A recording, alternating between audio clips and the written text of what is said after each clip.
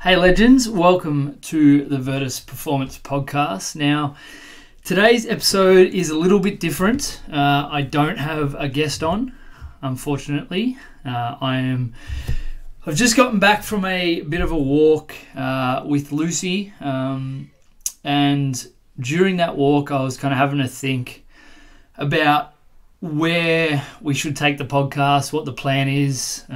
We've been fortunate enough to have hit the 100th episode, which I'm super proud of. It's a big win for me and for us and for all of our guests that we've had on, and hopefully for all of you guys that listen and pay attention to it. And I guess during the walk and over a few chats over the last couple of weeks, I've been thinking about where we're going to take it. And I guess this probably ties in nicely to the fact that it's a new year. It's a great opportunity for us to sit down and plan out what we all want to achieve, whether it be work life, health life, social, whatever. And yeah, we had a great goal setting seminar at Virtus last week, and I thought I'd take the opportunity today to have a 10 to 15 minute riff about where I'm at, where we're at.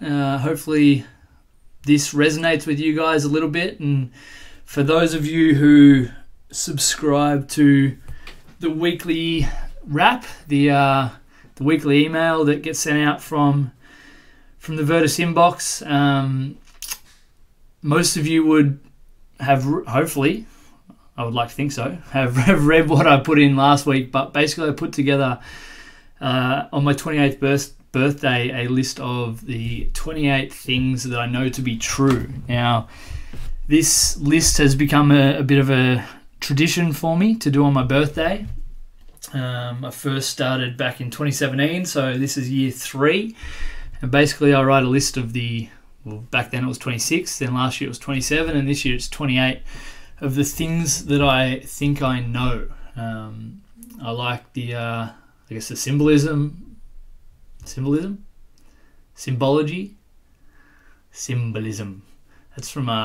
Boondock Saints, great movie. The symbolism of the list, and coming back to that point each year to kind of see where my head's at. I still haven't read back through the list of 27, list of 26. I might do that after this podcast, but my list of 28, I thought that as a bit of a detour, something a little bit different than our regular conversations on the podcast, that I kind of chat through it, and then potentially we can convince the great man Simon Cooper, whose birthday it is today, to jump on and maybe do something similar with his email that he sends out to you lucky recipients that are on his email list. I guess a birthday is a good time to stop and reflect and kind of, with all the love that's thrown our way, it's a great opportunity to appreciate all that we have. The last 12 months has definitely been the biggest in my life, and those big moments will come out through this list. But yeah, I always find it interesting, and I wrote this at the start of the email, that we get older and birthdays tend to become less important. We stop celebrating them, and I think that we should look at it maybe a slightly different way. We obviously don't need the presents and the cakes and the party bags and things like that we used to have when we were kids, but a birthday is not extraordinary opportunity to, like I said, reflect and look forward and appreciate all we have. So yeah, first one on my list was becoming a parent is all it's cracked up to be. KP is a wonderful mum, and that was the first thing that came to my mind in terms of the big things that happened in the last 12 months. And I want to make sure that I avoid being that new parent that tries to tell everyone what it's like. But the best, and this is a very inadequate analogy, but the best analogy I've been able to come up with so far, it's like if you've just watched your favorite movie of all time and you want everybody to see that movie, but you understand that through time constraints and different situations that not everyone's going to be able to see that movie, and you want to you want everyone else to feel that same way that you feel when you watch your favorite movie or read your favorite book or watch your favorite TV show.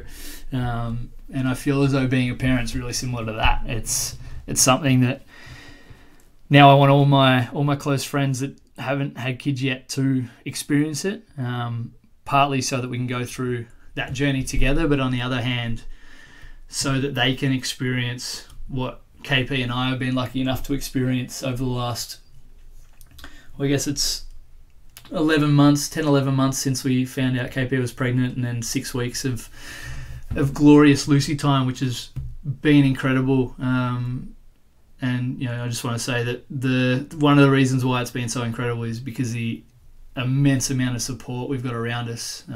They say it takes a village to raise a kid, and it's I'm so appreciative of the village that we've created around us, that Virtus has contributed to, and Common Folk and our different friendship circles. It's been incredible, and I just want to say that KP has been exceptional. I knew she'd knock it out of the park, but she's certainly, I'm sure she'll say that she surprised herself, but she's taken it to another level to what I thought she was capable of, which is, it's a pretty cool thing to be able to see your partner and someone I've been with for the bulk of my adult life, or for all of it. Been with KP for almost 11 years. It's incredible to see someone you love so deeply go through something with you and do so well. So good from KP.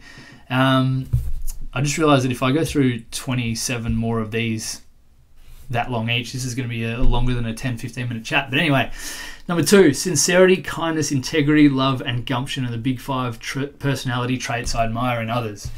I think it's in a time where we kind of focus on what's different and what we don't like about each other, and that goes for the people in our circles and outside our circles, that it's a nice little reminder that these things, it's a nice reminder to tell yourself what you appreciate in others.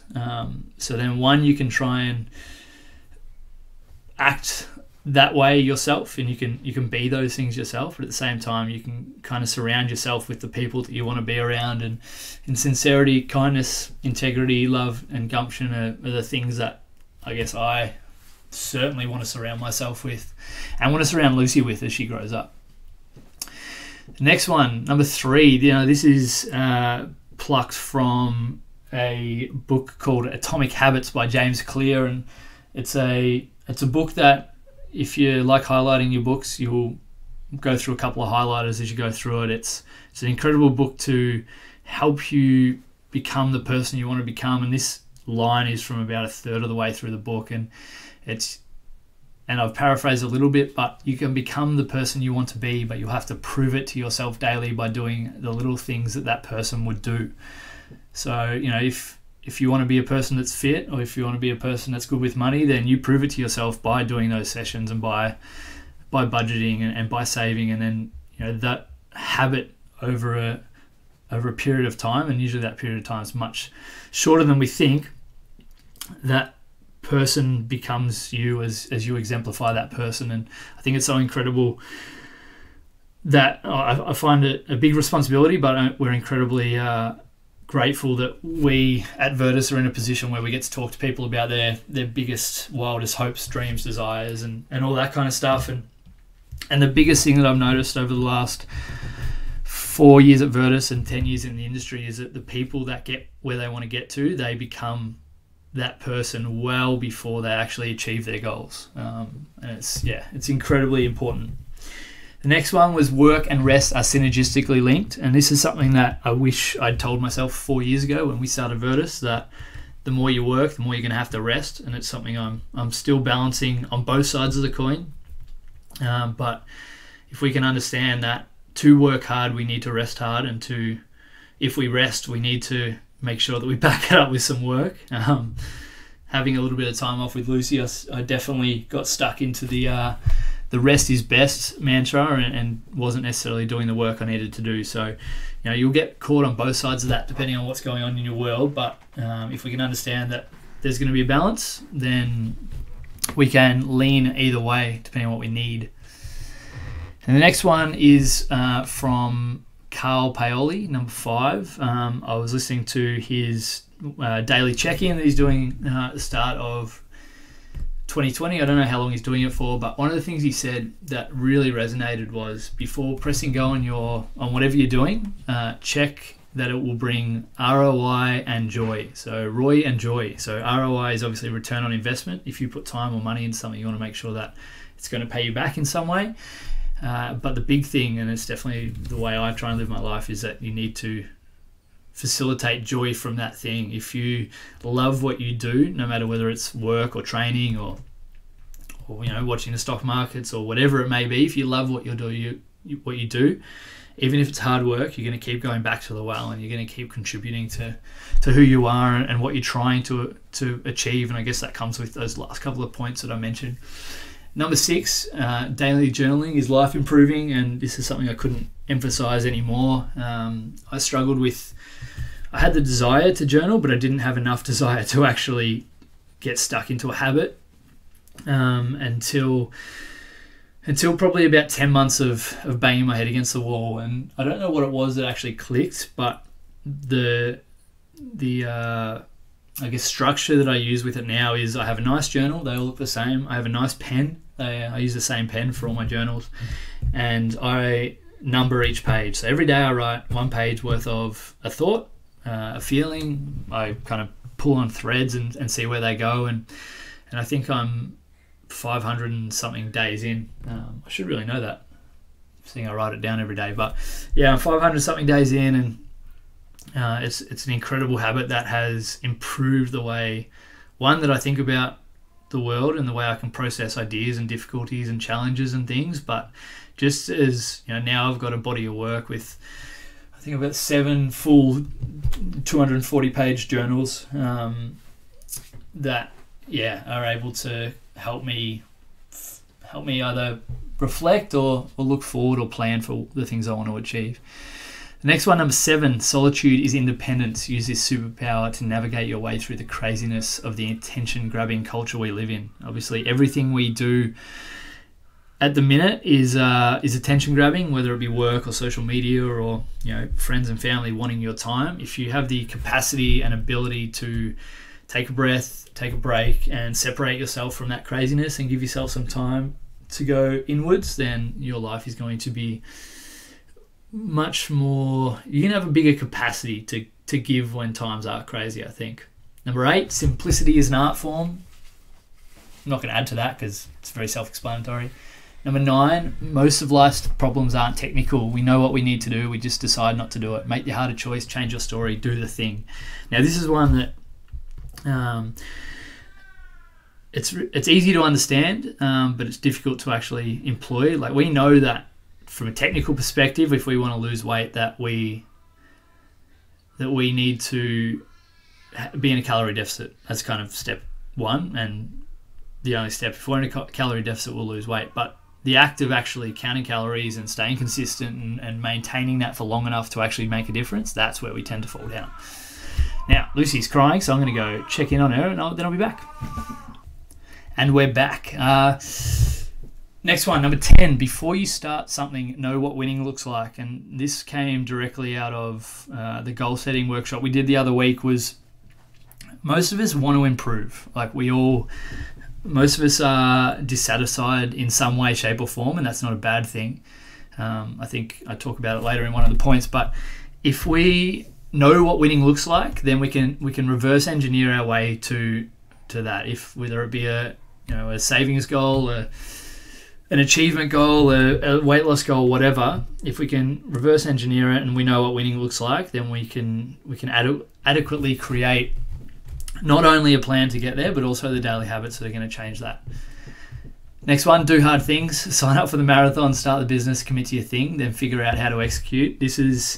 Positive pressure is something that I think helps almost anyone achieve their goals. If you have to do a thing, then you tend to do the work that comes behind it. Coop and I, a couple of weeks ago, did the 2 bays trail run, 28 Ks.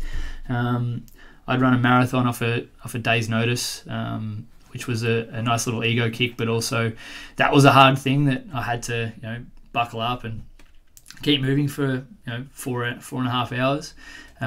But we signed up for the 28K run knowing that it would be incredibly hard, and it exceeded those expectations. But I did most of the work that I needed to do. Obviously, Lucy interfered with that a little bit, but I did most of the work I needed to do. And now, with football season coming up over the next month or two, I'm in a much better shape physically than I would have been otherwise, and mentally as well, because I had something to train for.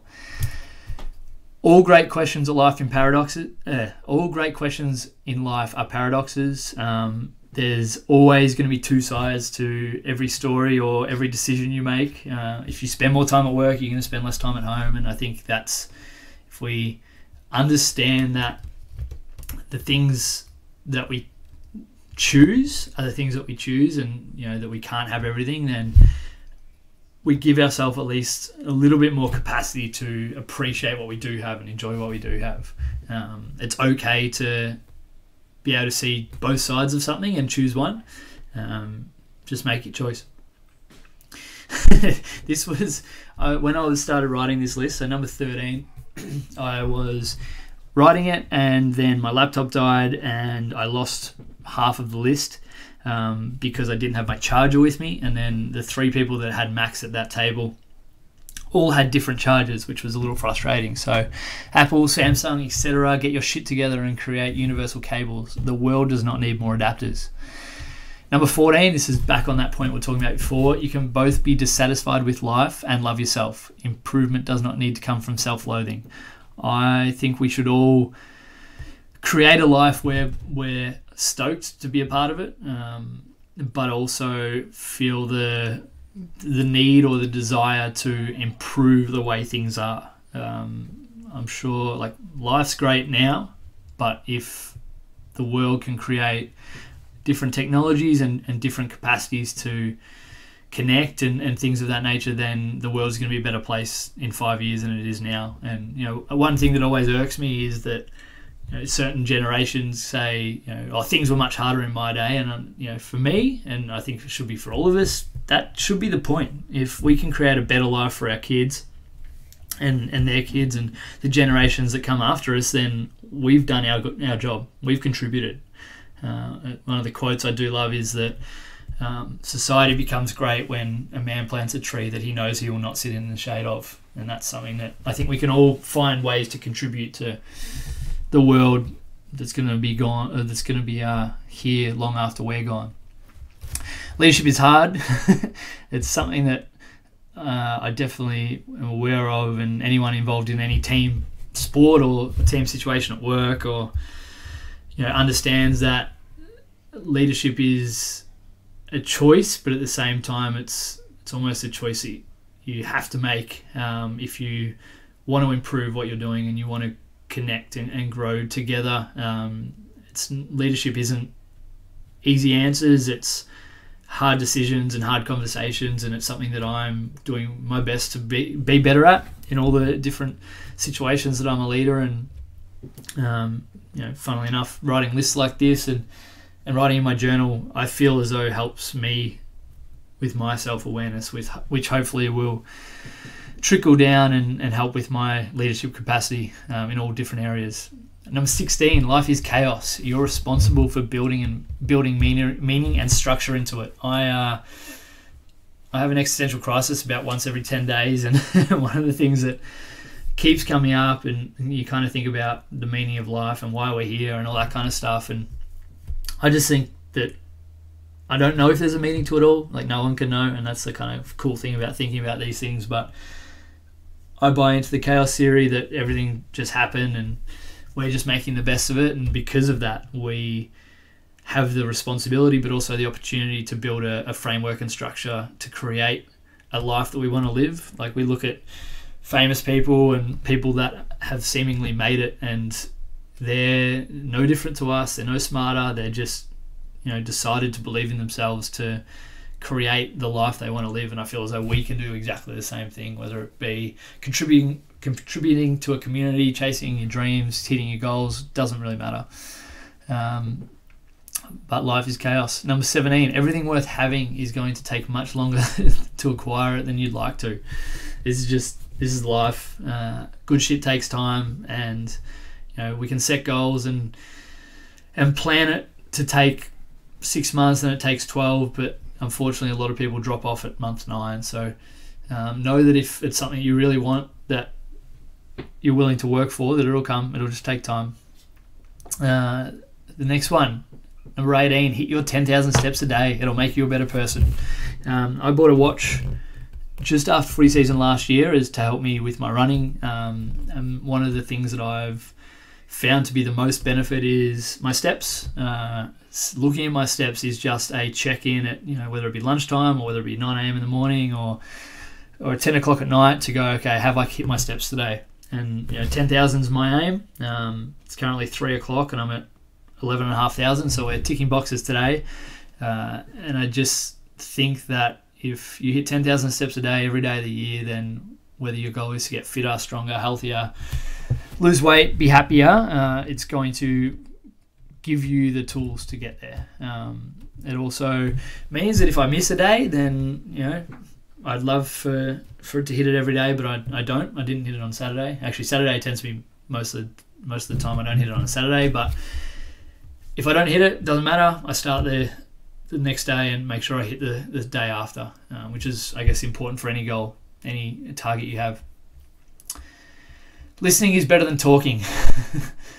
Life is hard, and if we have the capacity to listen to the people around us, we can, one, learn, but also give everyone else a chance, an opportunity to talk about what's going on in their world and work through their problems. And if asked for it, we can give advice. If not, it helps to listen. Know that bad things will happen. Prepare for them, especially during the good times. Now, I'm definitely going through a really awesome time at the moment. We moved into a new house towards the end of last year after a couple of years working towards it, and having Lucy and being able to come home and spend time with her has been incredible. But knowing that this too shall pass, even though it's good stuff or bad stuff, there's going to be both. And if I can increase my capacity to be able to deal with the bad stuff while times are good, means remaining vigilant with things like journaling and self-care and movement and all those kind of things, then hopefully I'll have a bigger capacity to do that, which I think we can all kind of work towards. Today is the best day of the week, and it doesn't matter what actual day it is. Today is the best day of the week. This mindset will drastically improve your life and how you approach each day. It's something that I've almost unintentionally tried to do, is that if someone asks me how's the day going, I'd say best day of the week, because being up early and being around a cool group of people every morning when I coach at 6 a.m, that mindset, one, it helps me bring the energy I need to everyone else, which, if 6 to 15 people can be having a better start to the morning because of me, then that's a win, because they'll affect everyone else a little differently as well. But that allows me to kind of get into a mindset of I can make this day the best day of the year, or the best day of the month, or best day of my life.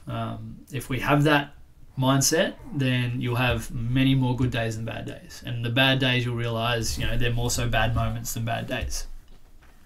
Number 22, never underestimate the benefits of a moment or two of quiet self-reflection. Now, for me, it's journaling or just meditating outside, sitting under a tree. But if you can take a moment or two to take a breath and think about where you're at, what's going on, how you're feeling, what's going well, then I think you're going to have the capacity to do and be and give more through the rest of the day.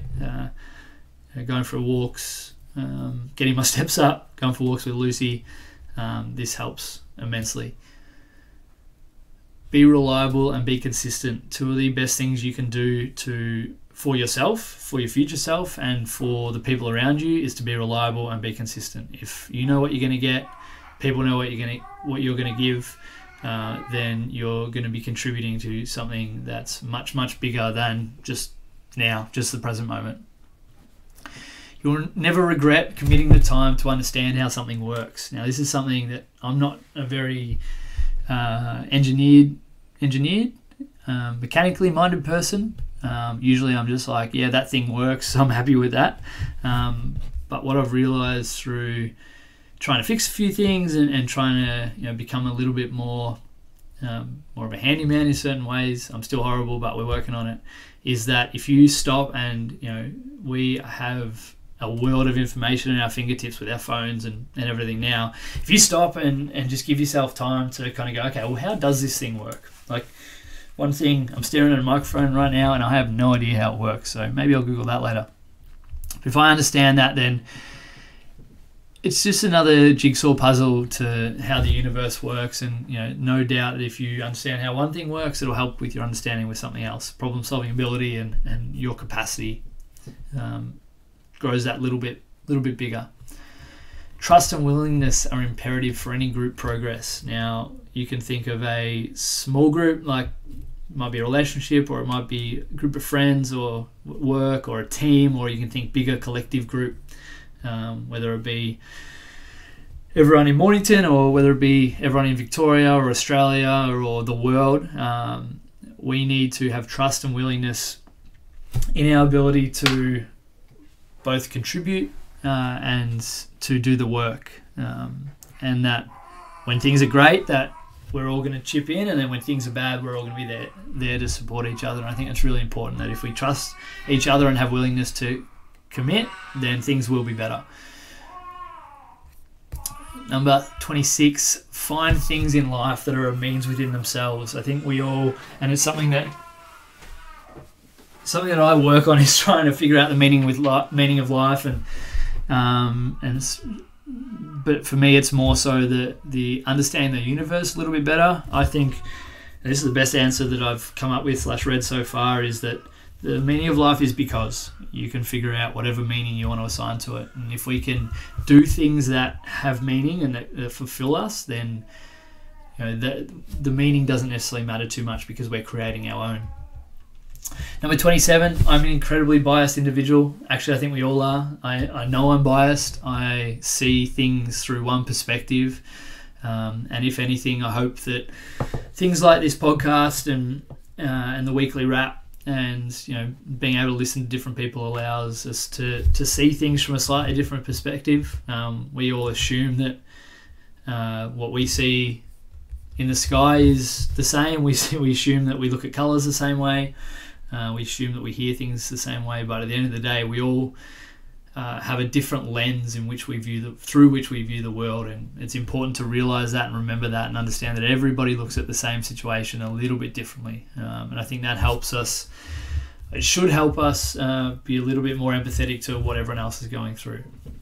Number 28, lists are fun. I love writing this list, and I'm really excited for next year to write another one.